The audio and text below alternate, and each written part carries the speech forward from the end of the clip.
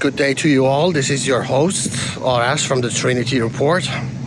I'm here at the White House, and today I've been reporting about the latest developments in Afghanistan and Iran, of course. And the latest is that, according to the Republican Congressman Michael McCall, there are 6 American airplanes sitting on Mazar-e-Sharif airport, and the Taliban is not allowing them to leave the country. Unconfirmed reports and sources are saying that Taliban has different demands in order to allow them to leave, one of which is to be recognized by the U.S. State Department and the Biden administration as the legitimate power in Afghanistan.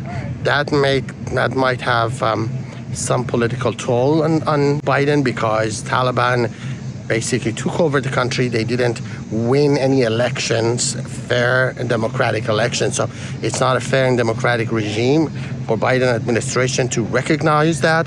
That would take a lot of political capital from him. Other issue is that what if the Americans do not recognize the Taliban and the Taliban does not allow these planes to leave? This could easily escalate into a hostage-taking situation. A reminder for those younger people who might not know the history of the region is that the same thing happened in Iran in 1979, 1980, when the students allegedly were trying to capture the U.S. embassy and expel all the diplomats. So they said initially they thought about capturing the embassy, capturing all the U.S. State Department personnel in Tehran and expelling them. And before anyone can interfere, they were taken by the regime in Iran. They were used for negotiations, and those U.S. military personnel and State Department personnel, some of whom stayed in Iran for 444 days as hostages. That hostage crisis situation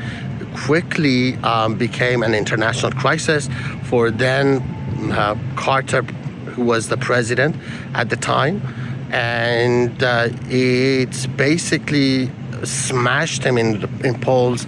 It shows his inability to deal with the Iranian threat and with terrorism. And many experts argue that one of the reasons that Carter, although he was a gentleman, he had plans to grow the U.S. economy and also what some of the Democrats are calling as human infrastructure in the U.S. Although Carter had all those plans and some approval ratings for that, the Iran hostage crisis pummeled it, and then he became a one-term president. My 2 cents is that this situation in Mazar-e-Sharif, if the Americans and other Western allies are not able to quell that fire, is that that fire would spread throughout Afghanistan, and that problem would easily turn into a hostage crisis situation that can damage Biden with all these different problems that they have right now at home, namely the COVID crisis, and also the problem with a natural disaster phenomenon, the flooding in New York and New Jersey, and also that they have in Louisiana with the storm. And that could easily turn into another bigger problem for Biden administration and would eventually wipe away some of his approval ratings. So we'll be monitoring the situation from here, from the White House. Again, I'm your host, Arash from the Trinity Report. Please do subscribe. Push down the subscribe button below and join this channel. That would help me spread the word about Iran and Afghanistan on YouTube. And leave me any comments. I will be happy to read your comments and respond to it. Have a wonderful day and share this video with your friends.